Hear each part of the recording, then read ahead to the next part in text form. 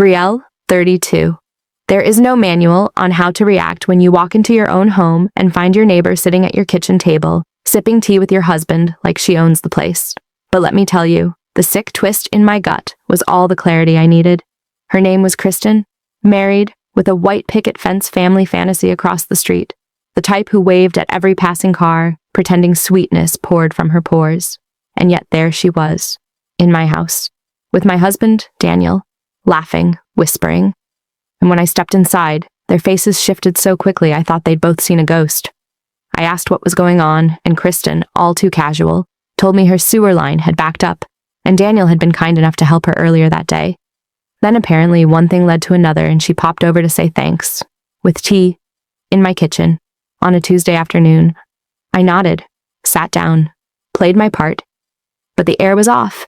It was the kind of silence that falls between two people who have already said everything that needed to be said before someone walked in. They barely spoke after I joined them. Kristen's eyes flicked to Daniel's every time I spoke, like she was scanning his reaction, and he refused to meet mine entirely. She left 20 minutes later with a half-drunk cup and a forced smile, and I stared at the front door long after it shut, hearing my own heartbeat louder than anything else. That night I could not sleep. I kept running it over and over again in my mind. Kristen had no reason to be in my house without calling first. Daniel knew better, and yet the way they both froze when I entered, the tension, the stiffness, it was like walking into a paused scene on TV. Something had happened before I got home, and I needed to find out what. I work remotely in digital design, which means I know a thing or two about tech. So the next day, while Daniel was off at the auto shop where he managed repairs, I made a stop at a local electronics store in Austin and bought 4 mini spy cameras with a live stream feature. I installed one behind a vent in the kitchen, another near the hallway, one above the living room bookshelf, and the last, buried carefully behind a picture frame angled toward our bedroom door. Then I waited. I told Daniel I had to go to Dallas for a freelance client meeting and would be out all day.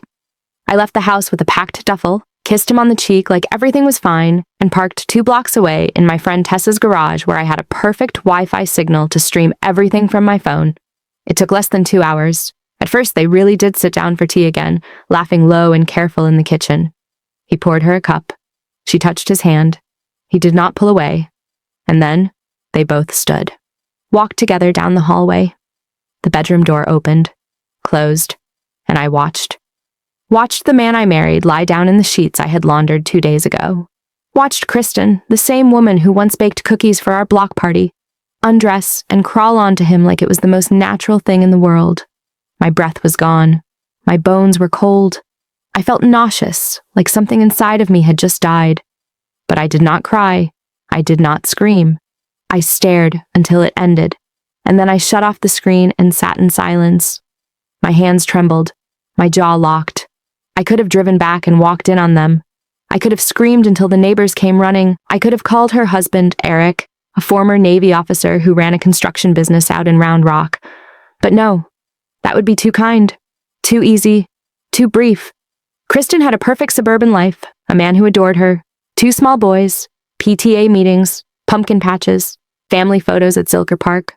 I was going to take all of that away, one shattered lie at a time. And when I was done with her, I would deal with Daniel, who would learn what it feels like to sleep with a traitor and wake up next to revenge. Because when someone poisons your home, you do not just clean it, you burn the infection out. And I was going to start the fire myself. Update 1. I did not sleep that night. I sat there in the dark with my phone in my lap, the bedroom monitor still image burned into my mind, my heart filled with a slow, simmering rage. I rewatched the footage twice, not to hurt myself more, but to solidify every detail, to burn the betrayal into memory like a brand. There would be no forgiving this, not from me, and not, I suspected, from her husband either. The next morning, I took the footage and transferred it onto a small flash drive. No labels, no explanations, just proof, cold and raw. The video alone was self-explanatory. I wrapped it in a cheap paper envelope, shoved it into my purse, and drove across town to the industrial district near the Colorado River, where Kristen's husband, Eric, ran a modest but successful construction business. It was just before noon when I arrived. The Texas sun glared through the windshield, but inside me was ice. I walked straight through the front doors of the office trailer, and the receptionist barely had time to glance up before I was pushing through toward the back. Eric was seated at a long steel desk, looking over blueprints, a pencil behind one ear, a thermos at his side. He looked up, confused, not expecting to see me. I could tell by the way his eyebrows lifted and his hand dropped the pencil. He opened his mouth to ask something, but I said nothing. I simply pulled the flash drive from my purse, walked around his desk, inserted it into the side of his laptop, and clicked on the file I had named only with the time and date. Then I stepped back and folded my arms, waiting. Eric stared at the screen, and in less than 5 seconds, I saw the flicker in his expression. His mouth tightened. His hands clenched. He blinked once, then twice, and the look of disbelief faded into stone. He never asked me what it was, never asked why I was there. He simply watched the first 15 seconds of his wife crawling into bed with mine and then nodded slowly, as if something inside him had snapped and been rearranged all at once. He reached over, closed the laptop, pulled the flash drive out, and said nothing more than a flat thank you. A real thank you. From one betrayed spouse to another. I walked out of that office trailer like I had just dropped a match onto a gas leak and the explosion would follow any second. By the time I returned home, barely 2 hours had passed.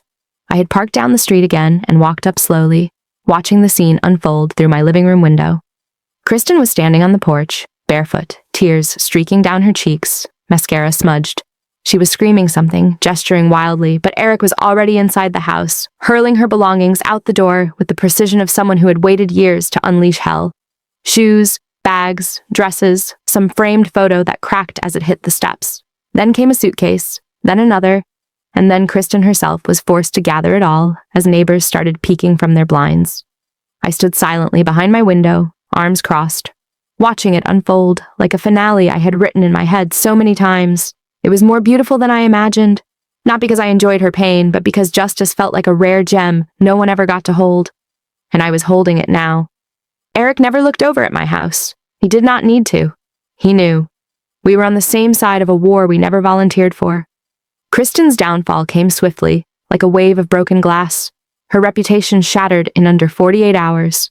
The neighborhood buzzed with whispers. The moms at the local school stopped including her in group texts. Someone posted a vague quote about loyalty on Facebook and tagged her by mistake, or maybe not by mistake at all. Her fake perfect life cracked down the middle, and now she was living out of a motel near I-35 with her boys on the weekends and court dates lined up for custody negotiations. But that was only the beginning. Now it was Daniel's turn. And unlike Kristen, he did not know the storm was already building behind him. I had taken her down without a single word. With him, I planned to end it so thoroughly he would have to crawl through the rubble just to understand what he had lost. The betrayal was mutual. The revenge would be too. She was done. Now it was time to dismantle my husband's delusions piece by piece. And this time, I was not just a wife. I was an executioner. Update 2. I spent the next few days in silence, collecting myself, cleaning the house like I was scrubbing away every fingerprint he had ever left on the walls, thinking through what I needed to do next. Kristen was gone, and the damage I had delivered to her life was permanent. Her family was broken, her reputation was dust, and she now had to live each day knowing it had all come crashing down because she could not keep her hands to herself. But Daniel, my husband, was still walking around our home like nothing happened, like the betrayal I had watched unfold on screen never existed. I had to know if there was any part of him left worth salvaging. I did not expect remorse. I did not expect tears. But I needed to hear his side. I needed to see his eyes when I told him what I knew. Because if there was even a flicker of honesty left in him, even a shred of humanity, I thought I could give him a sliver of grace. I was not offering forgiveness. I was offering a test. It was a quiet Sunday afternoon when I finally sat across from him in the living room. The same room where I had once dreamed of a family, of holidays and anniversaries and quiet old age. He was on his phone, distracted, oblivious. I took a breath, and I told him. I told him I knew everything. I told him I had seen it with my own eyes. I described the cameras, the footage, the day I left for Dallas. I laid it all out with the clarity of a surgeon cutting away a tumor, and then he exploded. Not in guilt, not in fear, but in rage. His voice rose like a fire alarm, wild and unpredictable, accusing me of spying, of creating problems where there were none, of twisting reality. Then he said it, that I was projecting, that I must have been cheating too, that I must have been doing something behind his back to justify this insane level of distrust. His face was red, his body shaking, and I just stood there, watching the man I had loved twist into someone I could not recognize. I could not believe what I was hearing. Instead of admitting what he had done, he turned it back on me, trying to gaslight his way out of a truth too solid to escape. I did not raise my voice. I did not argue. I walked to the side table, picked up the flash drive, plugged it into the TV, and hit play. And then I stepped aside and let his shame scream louder than any words I could offer. He stared at it, still breathing heavily. And even then, he tried to deny it. He said it was not what it looked like, that I had edited something, that I had no right to record him. But I could see in his eyes he was unraveling, not from guilt, but from fear. He realized the walls were closing in, and the version of himself he had so carefully curated had been ripped away. And then he snapped. He stepped toward me too quickly, his voice rising again, his hand gesturing too close to my shoulder. I backed away and told him to stop. He kept moving. I grabbed my phone and warned him again. He did not listen. So I called the police right there with him standing 2 feet away. I told them everything. I told them I felt unsafe. I told them he had used force and raised his hands. I described his rage, his denial, his refusal to leave. The dispatcher stayed on the line as he tried to shout over me, tried to take the phone, tried to control the story. But it was too late. The story was mine now. When the officers arrived, they saw exactly what I needed them to see. A man out of control, a woman done with excuses. I handed over the footage, the recordings, the audio clips I had saved from my phone when I called. They asked him to step outside, then told him he had to leave the premises for the night. He stood there stunned, like the ground had just dropped out from under him. He said he could not believe I would do this. He said he never thought I would turn on him like this. But I was not the one who turned. I watched him walk out, with nothing but the clothes on his back.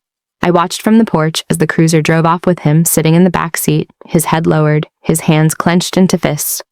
That was the last time I let him speak in my house. The locks would be changed before the sun came up. His name would be gone from the deed. The legal machine was already in motion. He had chosen betrayal, and now he would sleep in its bed.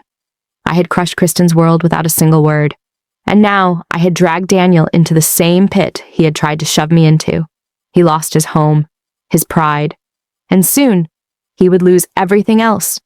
Because once I was done with his lies, I would be coming for the rest. Update 3.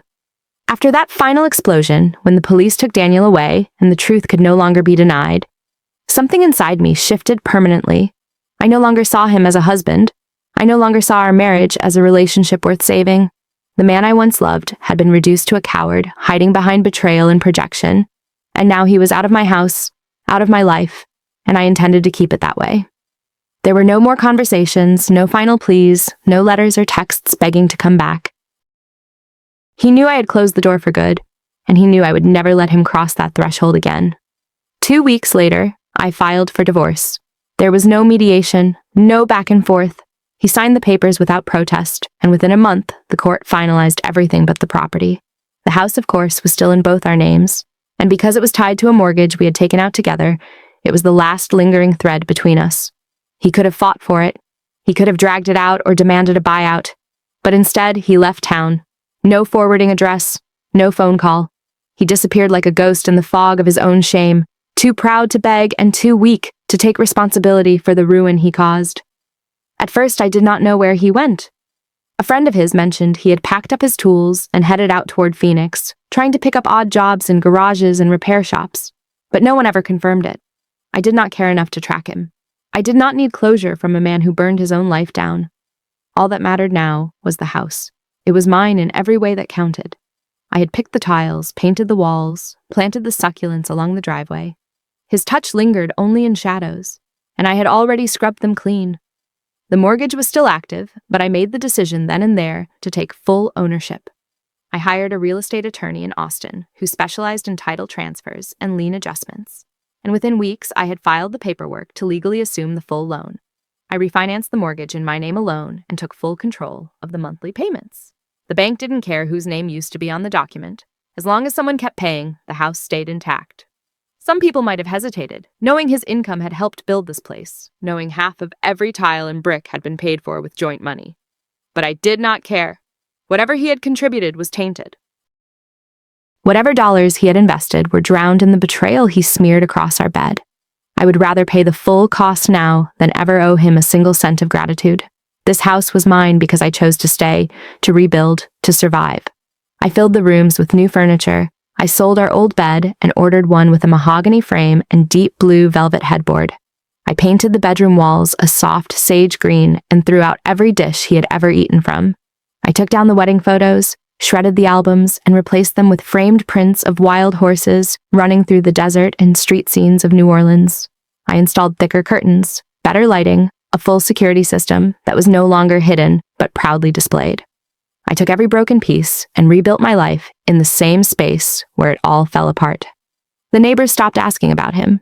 Even Kristen's name became a taboo no one dared to whisper anymore. Her house remained strangely quiet. Eric had taken full custody of the kids, and from what I heard, she was now living out of a cramped apartment on the outskirts of town, working at a dollar store to make rent. No one saw her anymore. Her glow was gone, her arrogance burned out, and the people who used to wave at her now looked the other way. As for me, I thrived. I took on more freelance clients. I built a small art studio in what used to be Daniel's garage workshop. I started gardening, started writing, started living again. Alone, but strong. Independent not by accident, but by choice. I had built my home from the ashes of betrayal and claimed every inch of it with fire in my lungs and stone in my spine. Daniel was gone, Kristen was nothing, and I remained. There was no cinematic ending, no dramatic confrontation or poetic justice scene, just a quiet triumph, the kind that grows in the aftermath of chaos. A woman sitting alone on her porch at sunset, sipping tea from a new mug, watching the wind move through the trees in the yard she refused to abandon. That was the real ending. Not with revenge, not with screaming, but with silence, with peace, with a life that was fully, finally mine.